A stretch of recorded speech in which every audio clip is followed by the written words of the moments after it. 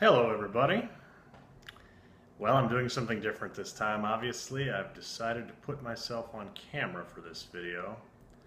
I don't know why. Seeing myself on camera, I am truly an ugly human being. But we'll give this a shot, see how it goes. I have a feeling I'll hate it, probably delete it, but let's see. This weekend was the quarterly South Bend Comic-Con. Very tiny affair. It's in a one room of one of the local hotels, conference room. The main draw is you can get a lot of books cheap. Not a lot of key books cheap, but you can get a lot of stuff you're looking to complete runs, usually cheap. It's always real hit or miss for me when I go to this show. Last time I brought home a stack of maybe 15 books. I spent maybe $7 bucks, something like that. So I showed up and I started digging. The main dealer there has a ton of books. 5 for $1. The more you buy, the better the discount is. You see what you get. And the very first box, I struck gold.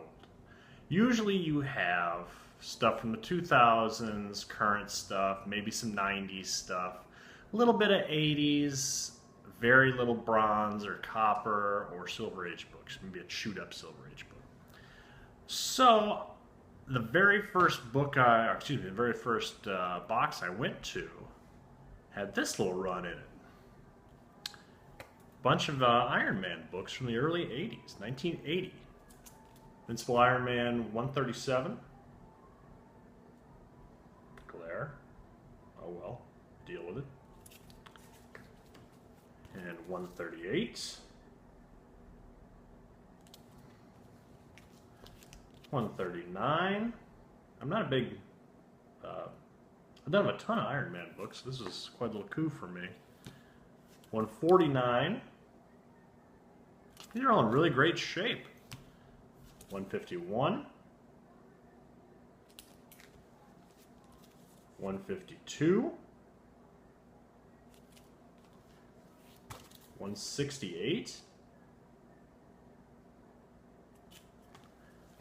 173. 174. 175.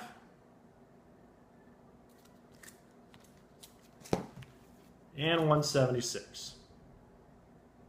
So found those all right away. I'm excited. Then, I have my list. I have stuff you're trying to find, books you're trying to fill runs with. I'm looking for Flash. I'm always looking for the Spectre from the 90s DC run. I found like the first 12 issues a couple years ago, real cheap. Loved the book. There's like 60 some issues. You cannot find this book. You can't find it. I don't care if it's you want to spend big money on it. You want to spend $2-3 on a book. You can't find it at a show, let alone in the cheap bins. Never find it. Over the last 5 years, I've found maybe 7 issues. Never going to finish this run. So I always have fantasies I'm going to finish this stupid run. Going through the main dealer's books, no luck. Not one Spectre. None. 0 books. But what he did have, some good stuff. What If, number 39. What If Thor battled Conan? And I saw that and I said, what if Thor battled Conan? What would happen? I've got to find out. So we'll see. I haven't read it yet. We'll see. A big Starman fan. Found this one, All-Star Squadron number 41, The Origin of Starman. Good stuff. Looking forward to reading that. Just seeing this book made me happy. Look how fun this looks. Speed Force, 64-page giant, number 1. A lot of Mark Waid written stories here. I love Mark Waid written books, especially his Flash. I'd never seen this book. Stupid glare. Looks like a lot of fun. Glad I picked this up.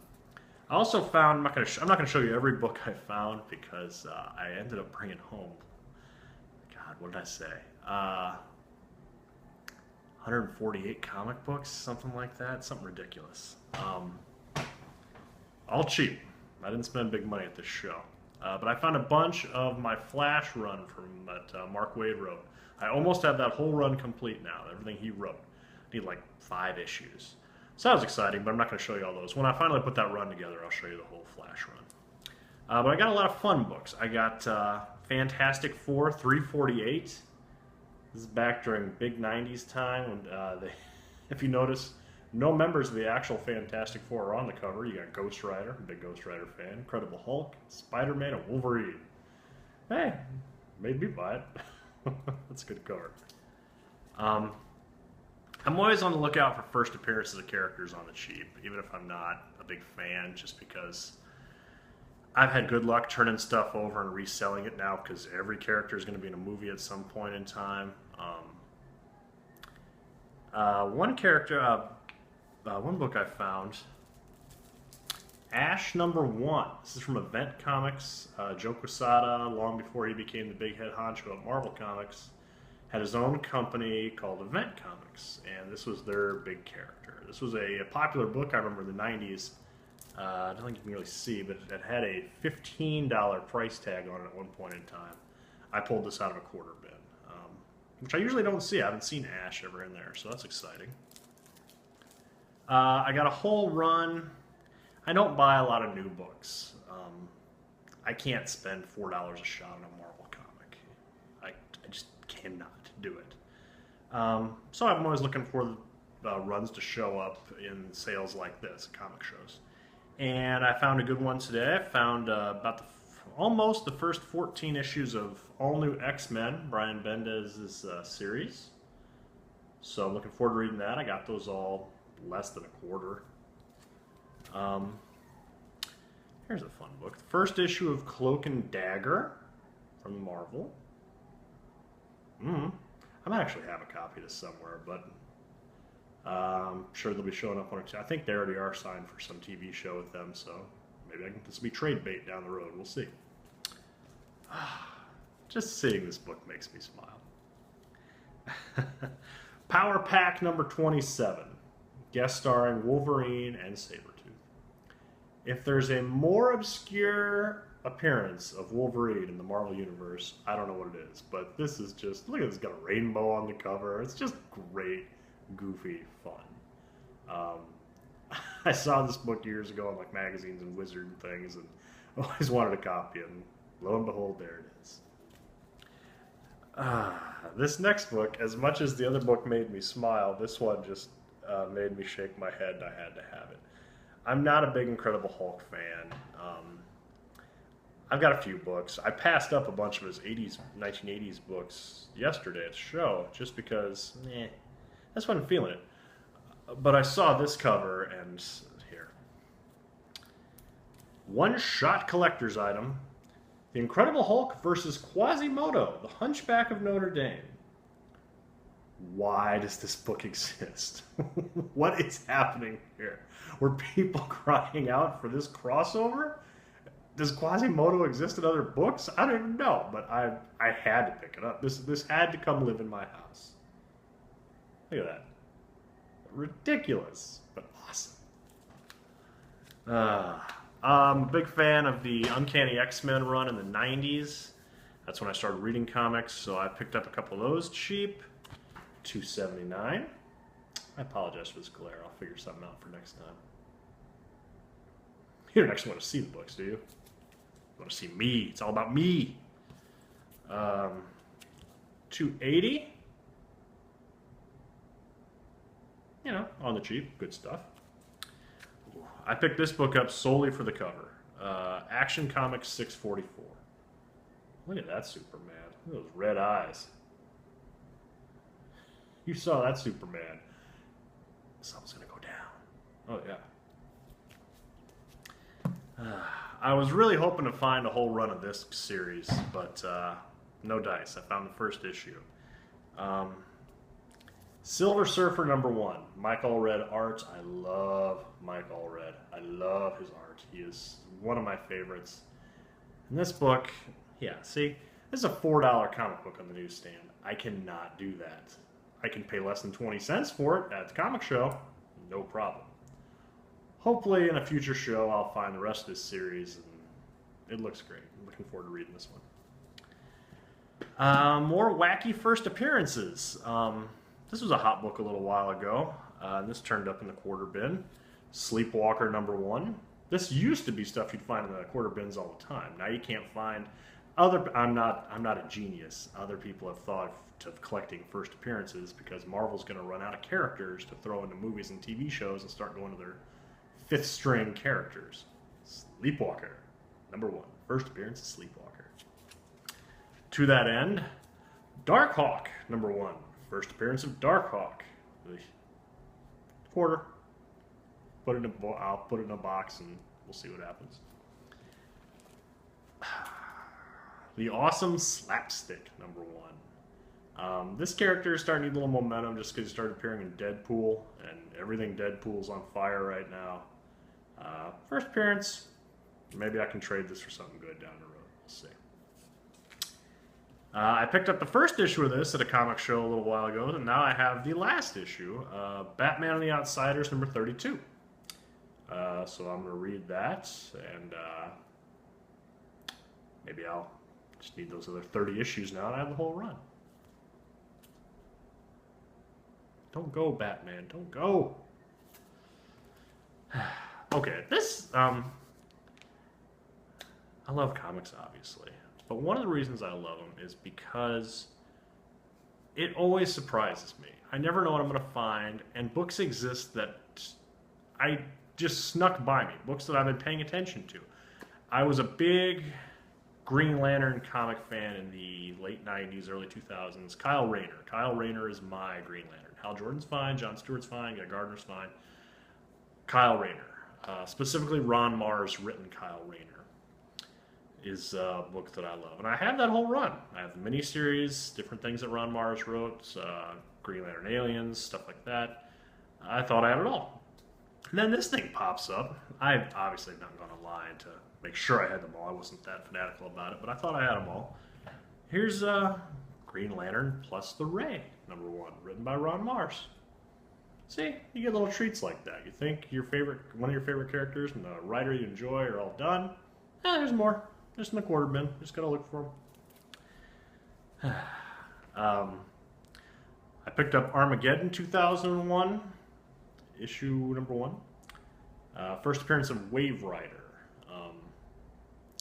I have a couple copies of this. Again, maybe the character will strike one day. I don't know. For a quarter, I'll pick it up.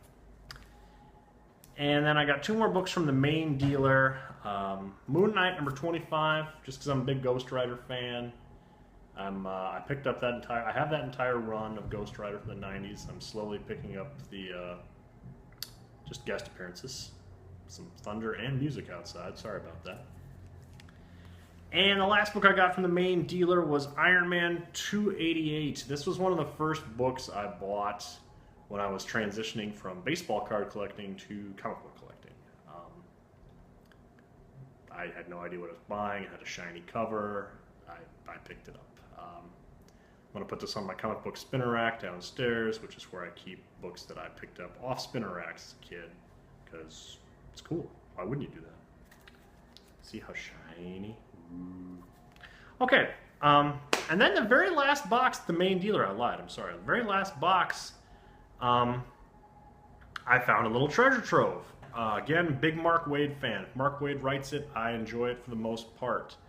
In the late, I guess it was early 2000s, he wrote a big run on Fantastic Four. And I just didn't pick it up. Didn't want to spend the cash, money's tight. I figured I'd find it on the cheap one of these days. And yesterday was that day. I don't do it with my hands. What do I do with my hands? Ricky Bobby. I won't show you the whole thing because I'll wait till I get the completed run. I'm short like a couple issues, but look at this. Look at this. I found like 32 issues of Mark Waid's Fantastic Four. Out of nowhere. Ah. Exciting. I just hug them. But again, that's a lot of books, and I've got more books to show you here, and it's already 15 minutes into this video, and I don't like to talk this much, so once I get the whole thing done, I'll show them to you. But they're in there. Good stuff. Very excited. Very excited to read these. The rest of the show, guys had cheap books, beat up. I didn't want to spend money on. Nothing I was really looking for. Still couldn't find Spectre. Key books that I didn't want to spend money on. People's prices are outrageous for some of these books. But I found a guy. He had a bunch of long boxes, $2 each, 10 for $10, and then the more you buy, the more discounts you get. All grab bag, all random. So I just start digging. Energy level was still high from the books I already got, so I was happy. I'm looking for stuff, in a good mood, and we had potential at this place because in the very first box he had some Atlas comics. You know, I'm a sucker for Atlas comics. We got Wolf the Barbarian #2. This is a goofy comic line, but I like this stuff. Wolf the Barbarian #3. Marvel's goofy stepchild. And Wolf the Barbarian #4. Cool stuff. A dealer right next to this guy had these exact same issues. He was selling for $7 a piece in worse shape. You never know. I'd have been kicking myself. For some reason, I needed those books and I bought them over there. Ugh. That's happened. So I got a good feeling at this place. Then he had some Jack Kirby goodness. I will always pick up Jack Kirby artwork, especially on the cheap. Obviously on the cheap. I can't afford his big books. Am I crazy? But look at this stuff, man. Some of the last stuff he did at DC was Superpowers. And I got a real grab bag. There's 2 miniseries here, but I got Superpowers #2. They finally let him draw Superman with his own, the way Jack Kirby wanted to draw him, not being redrawn by anyone. So that's exciting. Superpowers #3. Jack Kirby Wonder Woman. And #5.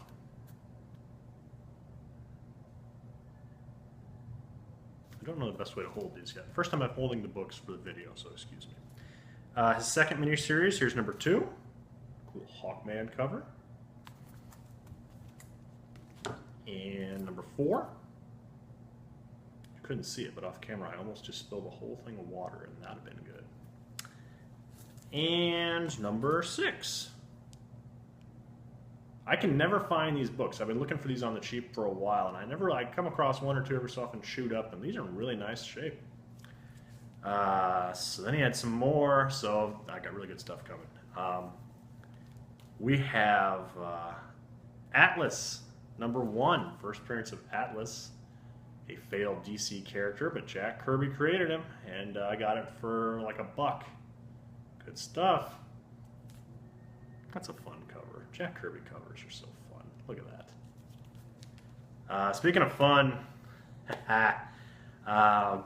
he had Devil Dinosaur. I just started picking this up in a couple other videos you've seen. Here's Devil Dinosaur #5. Again, I saw this the same show, going for $10. Got it for $1. And Devil Dinosaur #7. And last but not least, this man, I wanted to hug him. I'm digging through books, and I started finding Spectre. It's the stuff I had. The Spectre run he had was in order, and it was the first 12 issues. I have that. I got up to 16. I have some random ones after that. He had almost the entire run of this book. I bought the whole damn thing. I am 1 issue shy. The very last issue of the run, which I'm going to have to buy at like mycomicshop.com, just get it so I can read the darn thing. But the 2 issues that are really hard to find out of this are the last issue, 62, which I see going on wall. I see it like it's people's like wall books at comic shows for big money, and issue 54, which is the first appearance of Mr. Terrific. Those are the 2 I knew I was going to have. Once I finally found them, those are the 2 I was going to have to spend money on. And I'm thumbing through this guy's cheap books, and he's got issue 50, 51, 52, 53, and I'm thinking, well, I'll skip to 55 if he has it. He had issue 54 in his dollar boxes, which I got, with the discount, I got this for like 75 cents once I was all said and done there. It's not perfect. Somebody loved this thing. There's a big, I don't think you can see it, there's a big thumbprint right there. Somebody was holding that sucker. You know, trust me, it's there. But I have it. I have this book, and I've got it for quarters. Oh, so exciting. So excited to have this. I'm again, much like the Fantastic Four, I'm going to show you all the Spectre books once I have that last issue, because these covers are beautiful. The whole run of books is just beautiful. I mean, look at that. They're all done, a lot of them are done by different artists and different painters, but they're all just works of art. If you find this, if you're at a comic shop, and you can find the Spectre, pick it up. It's good. But I bet you won't find it, because I can never find it. Okay, guys, that's my haul from the weekend. I'm going to be back soon, hopefully soon, with a few more books I bought over the summer months. It's been a while since I've done a video. I picked up a few things over the summer, plus one big key book. For me, a big key. That I actually spent a couple bucks on. So I'm looking forward to showing off that. But that's it for this video. If you liked it, please say so. Comments, subscribe, tell a friend, tell an enemy. Say, look at this ugly guy. You can watch him. This will show you. All right, guys. Thanks a lot.